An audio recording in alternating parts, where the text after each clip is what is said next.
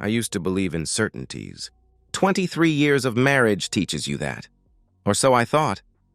Linda and I had built something unshakable, something that weathered job losses, sick parents, teenage rebellion, and all the small earthquakes that test a marriage.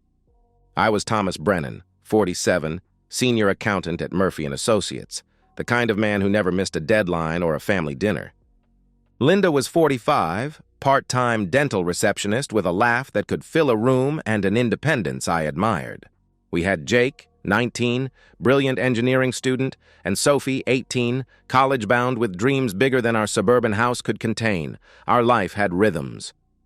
Sunday morning pancakes. Wednesday date nights, even if it was just takeout and Netflix. Linda's girls' nights with Carol and the yoga crowd. My weekend golf with the guys from work. We gave each other space to breathe, to be individuals within our partnership. I trusted her completely. Trusted her judgment, her choices, her need for autonomy. She'd say she was going shopping, and I'd kiss her goodbye without question. She'd mention dinner with old co-workers, and I'd encourage her to go. Trust was our foundation, solid as the mortgage we'd nearly paid off. The house reflected our contentment. Family photos lined the hallway. Vacations to Yellowstone, Jake's high school graduation, Sophie's prom night. Inside jokes decorated our conversations. I knew Linda's coffee order by heart, and she could predict which documentary I'd choose on Friday nights. We weren't passionate anymore, not like newlyweds, but we were comfortable, settled, safe. I should have recognized the shift sooner. Looking back, the signs were there. Linda glowing at her phone, taking calls in the other room, sudden interest in new clothes and makeup. But I interpreted these changes charitably. She was discovering herself again, maybe. Finding confidence as our kids grew independent. I actually encouraged it. Proud that my wife was becoming more vibrant as she approached 50. Then came that Saturday afternoon in late October. Jake walked through the front door like a man carrying invisible weight. His usual easy smile was gone, replaced by something hollow and distant. He moved through our house like a stranger, avoiding eye contact, shoulders hunched. At dinner, he pushed food around his plate while Linda chattered about her day. Shopping with Carol, she claimed, finding great deals at the outlet mall. Jake wouldn't look at her. "Not once. What's wrong, honey?" Linda asked, reaching across the table toward him. "You seem upset." Jake flinched away from her touch. "Just tired," he muttered. "Final exams coming up. But I knew my son. I'd raised him, watched him navigate friendships and heartbreak and academic pressure. This wasn't exam stress. This was something deeper. Something that made him glance at his mother with an expression I couldn't quite identify. Hurt? Disgust? Fear? Linda went back to her phone, smiling at something on the screen, thumbs flying across the keyboard. A text came in, and her face lit up. The kind of expression I hadn't seen directed at me in months. She typed back quickly, biting her lower lip the way she used to when we were dating, and she was flirting with me. Jake noticed too. He watched her with that same unreadable expression, then excused himself and disappeared upstairs. That night, I found him sitting on his bed, staring at nothing. "You sure you're okay?" I asked gently. He looked at me then, really looked at me, and I saw something in his eyes that terrified me. The look of a son who knows his father's world is about to end. "Dad, we need to talk," he said quietly. "But not here. Not tonight." I told myself it was school stress. I told myself boys Jake's age go through phases. But when he finally looked at me that night before bed, I knew I was lying to myself. Sunday morning came gray and cold, November settling over our neighborhood like a heavy blanket. I suggested a walk to Jake over breakfast, just the two of us, father and son, like when he was small and had problems too big for his child-sized vocabulary. Linda barely looked up from her phone when we left, murmuring something about grocery shopping later. We walked 3 blocks in silence, past houses where other families lived their Sunday routines. Fathers washing cars, mothers hanging laundry, children riding bikes in driveways. Normal families, intact families. Families where sons didn't carry secrets that made them avoid their mother's eyes. Jake stopped at Riverside Park, near the old swing set where I'd pushed him as a toddler. The irony wasn't lost on me, returning to a place of innocence to have innocence destroyed. "Dad, I need to tell you something," he said, his voice cracking like it used to when he was 13. Something about Mom. The ground beneath me felt unstable. "What about her?" I asked. Jake stared at the empty swings, chains creaking in the wind. "Friday afternoon, I was supposed to meet some friends at this park for basketball. You know the courts on the east side?" I nodded, though my throat was closing. "I got there early and was walking toward the courts when I saw her," he continued. "Mom, she was—" He swallowed hard. "She was with a man." "Not you." My blood pressure spiked. The world narrowed to just Jake's words. "What do you mean with a man?" I managed to ask. "They were kissing, Dad," he replied, his voice barely above a whisper. Not like a friendly hug or anything casual. "I mean really kissing? Her hands were in his hair, and he had his arms around her waist, and they were—" Jake's voice broke completely. "They were kissing like you and Mom used to when I was little, and you thought Sophie and I weren't watching. I fought to stay upright, to keep breathing, to remain calm for my son who was clearly drowning in guilt and confusion." "Are you absolutely certain it was your mother?" I asked. "Dad, I hid behind a tree for 5 minutes hoping I was wrong," he answered. "But it was her laugh, her hair, her coat, that burgundy one you bought her last Christmas. And when they broke apart, I saw her face completely. It was Mom." The words hit me like physical blows. "What happened next?" I whispered. He walked her to his car, a black SUV, pretty new, and she got in the passenger side, Jake explained. They drove away together. He finally looked at me, and I saw 20 years of respect and trust dissolving in real time. "Dad, where did she tell you she was Friday afternoon?" I knew the answer. "Shopping with Carol," I said quietly. Jake nodded, tears starting. "I called Carol yesterday," he admitted. "Said I wanted to surprise Mom with flowers for her birthday next month, asked where they went shopping Friday. Carol said she hasn't seen Mom in 2 weeks. The betrayal was a physical thing, eating through my chest like acid. 23 years of marriage, and my wife was living a lie. My son had discovered it. My foundation was gone, but Jake was falling apart in front of me, so I forced myself to think strategically. "Have you told anyone else?" I asked. "No," he replied immediately. "I wanted to tell Sophie, but—" He shrugged helplessly. "How do you tell your sister that Mom is cheating on Dad?" "You don't. Not yet," I said, my voice sounding foreign to my own ears, cold and calculating. "Jake, I need you to promise me something. We act completely normal at home until I figure out what to do. Can you do that?" He nodded, wiping his eyes. "And Jake," I added, "you did the right thing telling me. I know this is killing you, but you're not responsible for your mother's choices." We practiced neutral expressions before walking home. Linda greeted us cheerfully, asking about our walk. I kissed her cheek, the same cheek another man had kissed 2 days ago, and lied smoothly about discussing Jake's upcoming exams. She smiled and returned to her coffee and her phone, typing another message to someone I no longer had the luxury of assuming was innocent. That night, I lay beside her listening to her breathe, watching her phone light up with a late-night text she didn't hear, and I realized something that chilled me to my core. I didn't know this woman at all. 23 years, and she was a complete stranger. Monday morning, I sat across from Martin Cross in his downtown office, surrounded by filing cabinets and framed licenses that testified to his expertise in discovering people's darkest secrets. Martin was mid-50s, sharp-eyed, with the kind of weathered face that suggested he'd seen every variety of human betrayal. 23 years of marriage, he said, reviewing the notes I'd given him. Son caught her with another man. You want full surveillance? Everything, I confirmed. Photos, video, GPS tracking, financial records if possible. I need enough evidence to bury her in court. Martin quoted his fee. Substantial, but I didn't care. My savings account was about to become a weapon. How long do you want me to follow her? He asked. Until you have irrefutable proof, I answered. However long that takes. The next 2.5 weeks were psychological warfare disguised as normal marriage.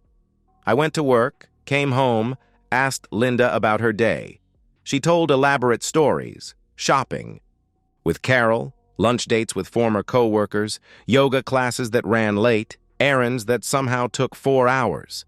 I nodded and smiled and died inside with each lie. The suffocating tension infected our entire house. Jake avoided his mother's eyes at dinner, responding to her questions with one-word answers. Sophie kept asking what was wrong with everyone. Why Jake seemed angry all the time, why the house felt weird. Linda was too absorbed in her phone to notice her son's pain or her daughter's confusion. I observed my wife with new eyes, cataloging details I'd previously ignored. How she lit up when texting, how she took calls in the garage, claiming it was about boring work stuff, how she'd started caring about her appearance again, new clothes, expensive makeup, a gym membership she'd never mentioned wanting before. She was becoming a stranger in my own house, and the cruelest part was how happy she seemed, glowing, energized, alive in ways she hadn't been with me in years. The waiting was agony, but I remained patient, playing the role of oblivious husband perfectly. When she claimed to be shopping, I wished her fun. When she said she'd be late from yoga, I told her to drive safely. When she came home with shopping bags that contained items she never wore around the house, I complimented her taste. 3 weeks after hiring Martin, he called. "I've got what you need," he said over the phone. "Can you come in today?" I left work, early, telling my assistant I had a dentist appointment. The irony wasn't lost on me. Lying to cover up the discovery of lies. Martin's office felt different this time, charged with the electricity of completion. Photographs spread across his desk like evidence at a crime scene. My wife's face smiled, back at me from a dozen different angles, but she wasn't smiling at me. "Scott Mercer," Martin said, pointing to the man beside her in every photo. 43, married sales manager at Hartwell Electronics. 3 kids, youngest is 8. Wife's name is Rebecca, stay-at-home mom. I studied Scott's face, memorizing. Features I might have passed on the street without a second glance. Average height, thinning hair, nothing remarkable except his ability to destroy my family. Budget motel on Elm Street, Martin continued, sliding over receipts. 3 separate occasions, November 8th, 12th, and 15th. Same days your wife claimed she was shopping or at yoga. The evidence was overwhelming. GPS data showing Linda's car at the motel during times she claimed to be elsewhere. Restaurant receipts for 2 people at romantic establishments across town. Video footage of her and Scott entering the motel room, kissing against his car, holding hands like teenagers. Martin handed me a USB drive. "Everything's on here," he explained. "Photos, video, timestamps, financial records. His wife has no idea. I verified that. She stays home with their kids while he's out destroying families." I held the USB drive like a weapon, because that's exactly what it was. "One more thing," Martin added. "Your wife's been sloppy. Credit card charges at Victoria's Secret, expensive restaurants, a jewelry store. Either she thinks you're stupid or she doesn't care if you find out. The disrespect was somehow worse than the betrayal. 23 years of marriage, and she thought so little of me that she couldn't even bother to cover her tracks properly." I drove home with the evidence burning in my pocket, watching Linda cook dinner like nothing had changed. She hummed while stirring pasta sauce, checking her phone between stirs. When it buzzed with a text, she smiled that radiant smile, the one I now knew belonged to another man. "How was work, honey?" she asked, kissing my cheek with lips that had kissed Scott Mercer 3 days ago. "Fine," I replied, marveling at how easily the lie came. Same old numbers, but I was already counting different numbers. How much our house was worth, how much was in our savings, how much alimony I could avoid paying with this evidence. I looked at those photos, my wife's hand on another man's chest, her head thrown back laughing at something he said, her walking into that cheap motel like she had every right, and I felt something inside me die. Or maybe it was something being born, something cold, something patient, something that would make them both pay. Patricia Vance's law office occupied the 32nd floor of downtown's most prestigious building, all glass and chrome and the kind of intimidating luxury that announced serious money changed hands here. She was 50-something, silver-haired, with the predatory elegance of a shark in designer suits. Her success rate in contested divorces was 92%. "Mr. Brennan," she said, reviewing the evidence Martin had gathered. "This is a prosecutor's dream and a cheating spouse's nightmare. With adult children, we don't have custody complications. She gets nothing. The USB drive sat between us like a loaded gun." "No alimony?" I asked. "With evidence this clear? She'll be lucky to leave with her clothes," Patricia replied, her smile razor-sharp. "We'll file for divorce citing adultery, and with your documentation, she won't have grounds to contest anything. The house, savings, retirement accounts, everything stays with you." "How long?" I inquired. "I can have papers drafted by Thursday," she answered. "Would you prefer she be served at home or at work?" I thought about Linda's co-workers at the dental office, how gossip spread through small workplaces like wildfire. But that wasn't the right audience for maximum damage. "At home," I decided. "Thursday evening. Make sure the whole family is there." Patricia nodded approvingly. Witnesses to her reaction. Smart. But I wasn't finished. My next stop required more courage than anything I'd done so far. Rebecca Mercer lived in a modest two-story house on the other side of town, the kind of neighborhood where families made decent livings but counted every dollar.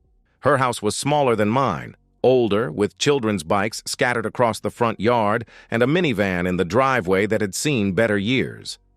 I sat in my car for 10 minutes, gathering strength for what I was about to do. Rebecca Mercer had done nothing wrong except marry the wrong man.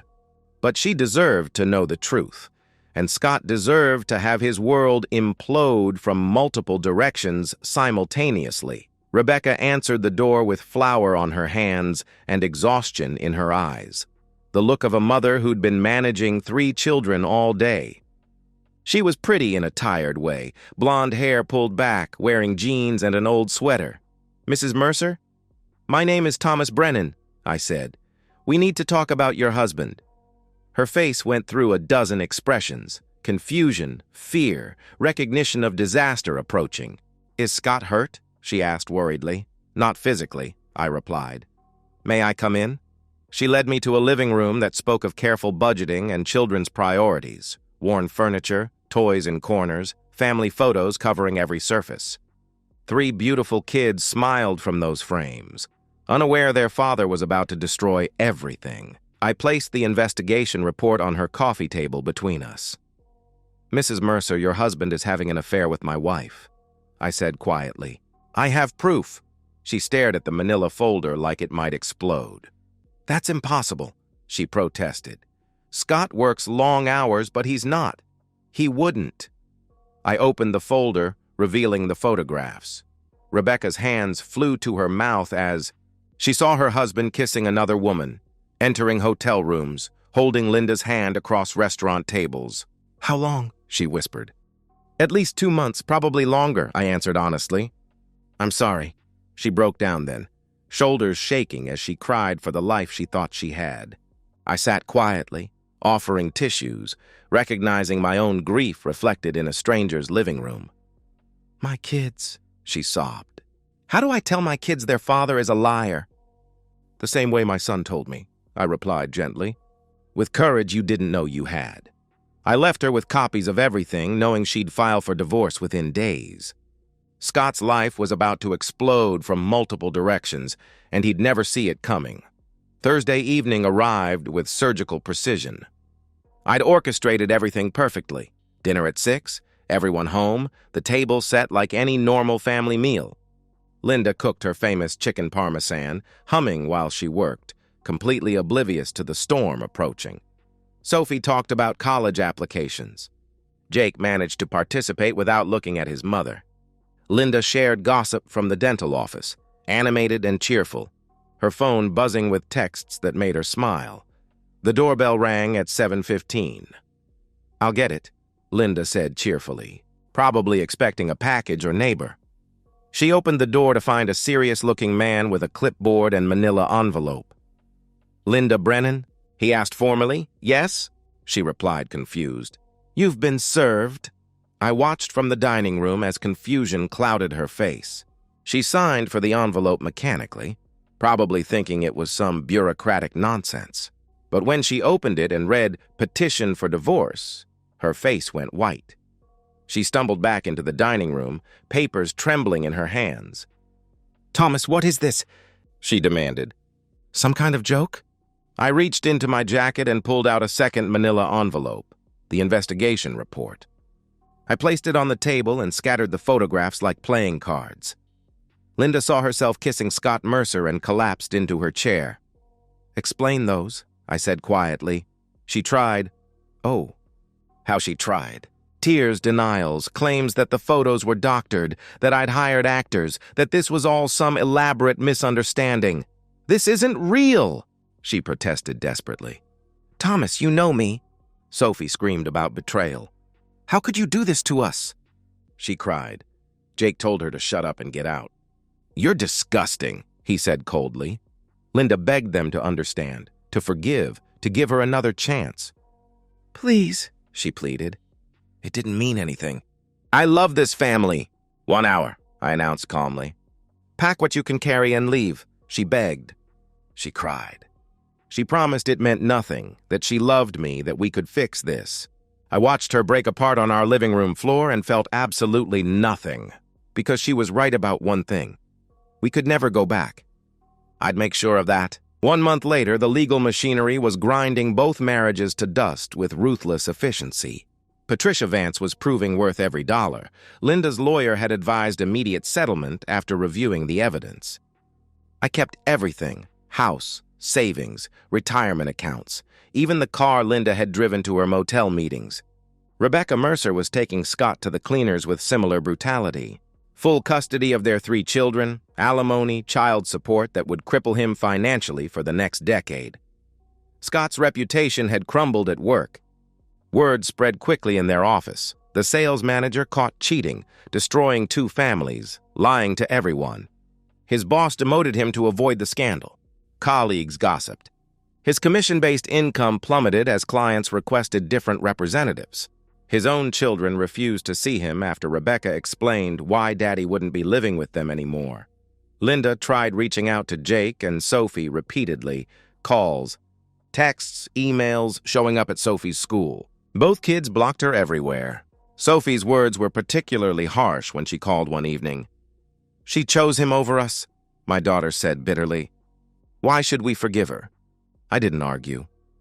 Jake and I had developed a routine of evening walks, something born from that first terrible conversation at the park. It became our time to talk, to process, to rebuild our relationship on the foundation of shared truth rather than comfortable lies. 2 months after the revelation, we were walking through downtown when Jake suddenly stopped, his hand gripping my arm. "Dad," he whispered urgently, "across the street." I followed his gaze and saw a man climbing out of a beat-up Honda Civic, not the black SUV from the investigation photos. The man was thinner than in the pictures, wearing clothes that had seen better days, moving with the defeated posture of someone whose world had collapsed. "That's him," Jake confirmed quietly. "That's Scott Mercer." I studied the man who had helped destroy my family. 43 years old, looking 50, hair thinner than in the photos, face gaunt with stress. He locked his pathetic car and headed toward an alley shortcut between buildings, a narrow passage with no cameras, no witnesses, just shadows and the smell of garbage. Jake and I exchanged a look. No words needed. We crossed the street pulling our hoods up, hands shoved deep in jacket pockets. "Scott Mercer," I called out. He turned at the sound of his name, recognition dawning slowly as he saw my face. His skin went pale. "You're Linda's husband," he said nervously. "And you're the man who destroyed my family," I replied coldly. Before Scott could respond, Jake threw the first punch, a right hook that snapped his head sideways and sent him stumbling into the brick wall. I drove my knee into his stomach with all 23 years of rage behind it.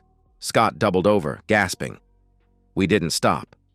Jake channeled months of watching his mother lie, of seeing his father's pain, of having his family ripped apart by this stranger's selfishness. His fists found Scott's ribs, his face, anywhere that would cause maximum damage. I thought about Linda's laughter in those photos, her radiant smile directed at this pathetic excuse for a man.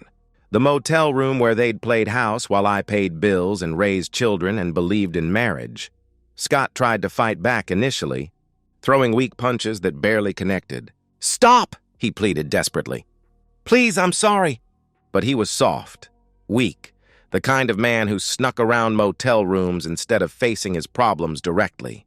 We were harder, father and son united by betrayal, strengthened by truth, armed with righteous fury. "You should have thought about that before," Jake growled, landing another blow to his ribs. When Scott collapsed to the alley floor, whimpering and bleeding, we weren't finished. Kicks to his ribs, his back, his legs. Methodical, clinical. Each impact was a memory erased. Every family dinner Linda had lied through. Every night she'd come home late with excuses. Every day I'd trusted her while she planned her next meeting with him. Finally, when Scott was a broken, groaning heap, I crouched beside him and whispered close to his swollen ear, "You destroyed my family," I hissed. "You turned my wife into a liar and my children into victims. Every time you look in the mirror, every time you try to explain to your kids why daddy doesn't live with them anymore, remember this moment. Remember what it cost to cross the wrong family."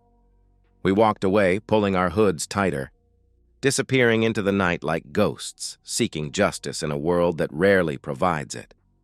Behind us, Scott Mercer lay broken in the dark, too terrified to scream, too ashamed to call for help, learning the difference between consequences and punishment. We didn't speak on the walk home. Didn't need to. My knuckles were split and bleeding. Jake's jaw was clenched so tight I heard his teeth grinding. And somewhere behind us, in that dark alley, Scott Mercer was learning what it costs to cross the wrong family. 2 weeks later, Scott was released from the hospital after 14 days. Broken ribs, fractured jaw, concussion, severe bruising that painted his body in shades of purple and yellow. The police investigated but found nothing.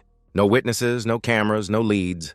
The case went cold within a month. Linda made one final attempt to reconcile, sending an email that Sophie read aloud at dinner with dripping contempt. "I made a mistake. I'm sorry. Can we please talk? I love you all so much." Jake deleted it without hesitation. "No," he said firmly. That evening I sat on the back porch with a beer, staring at stars that seemed brighter now, clearer somehow. Jake joined me, settling into the chair beside mine, the chair that used to be Linda's. "Dad, do you think Scott knows it was us?" he asked quietly. "He knows," I replied confidently. "But he'll never say anything. How can you be sure?" Jake pressed. I sipped my beer, considering. "Because men like Scott are cowards," I explained. "That's why they destroy families instead of building them. He's too afraid of what admitting the truth might cost him." "Are you okay?" he asked. "With everything that happened?" I thought about the question genuinely. I'd lost my wife, but I hadn't lost my children. I'd lost my marriage, but I'd gained something harder, the knowledge that some families survive by becoming unbreakable. Inside, Sophie was on the phone with a college advisor, planning her future with the confidence of someone who knew her father would support her dreams. The house was smaller now, quieter, but it was ours. No cheating wife, no home-wrecking coward, no lying manipulator could take that away. The truth is simple. Some betrayals can't be forgiven. Some wounds can't be healed. But some families, the ones that matter, survive by becoming something harder, something unbreakable. And that's exactly what we became. And so, we've reached the end of today's story. Was it what you expected, or did it take a twist you didn't see coming? I'm curious to hear your thoughts. Share them in the comments below, and let's get a conversation going. If this story kept you hooked, make sure to hit that like button. And if you're new here or just haven't subscribed yet, now's the perfect time to join our community. I bring you fresh, captivating stories every day, so click that subscribe button and turn on notifications so you never miss out. Thanks for watching, and I'll see you in the next one.